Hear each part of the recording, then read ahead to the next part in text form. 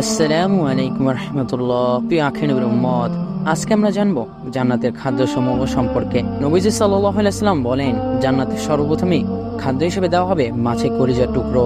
এরপর তাদের দুপুরে খাবারে থাকবে জান্নাতের ষাঁড়, যা তাদের জন্য জবাই করা হবে এবং যা জান্নাতের আশেপাশে চড়ে বেড়ায়।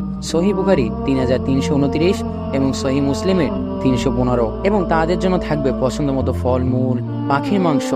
মহান আল্লাহ তাআলা বলেন, অর্থাৎ তাদের পছন্দ মতো ফলমূল আর তাদের পছন্দ মতো পাখির মাংস।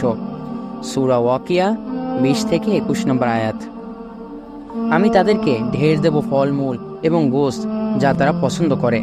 সূরা তুর 22 নম্বর আয়াত। বরং যে খাবার খেতে মনে বাসনা হবে সেই খাবারই জান্নাতবাসীদের জান্নাতে খেতে দেওয়া হবে। মহান আল্লাহ তাআলা বলেন, অর্থাৎ সেখানে রয়েছে এমন সমস্ত কিছু যা মন চায় এবং যাতে নয়ন তৃপ্ত হয়, সেখানে তোমরা চিরকাল থাকবে। সূরা যুখরুফ 71 নম্বর আয়াত।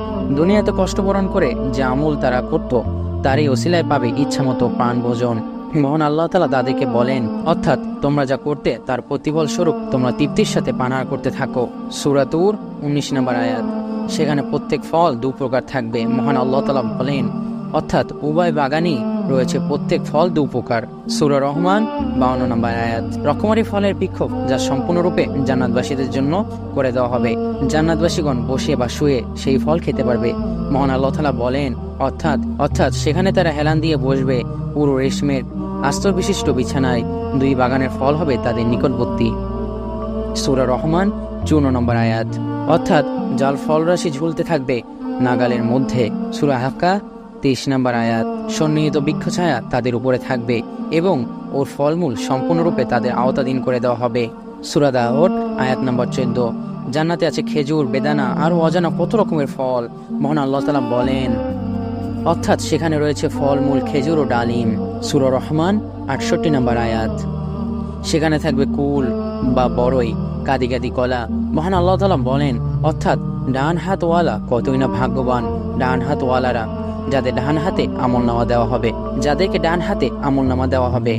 তারা থাকবে এক বাগানে, সেখানে আছে কাঁটাহীন কুল গাছ, কাদি ভরা কলা গাছ।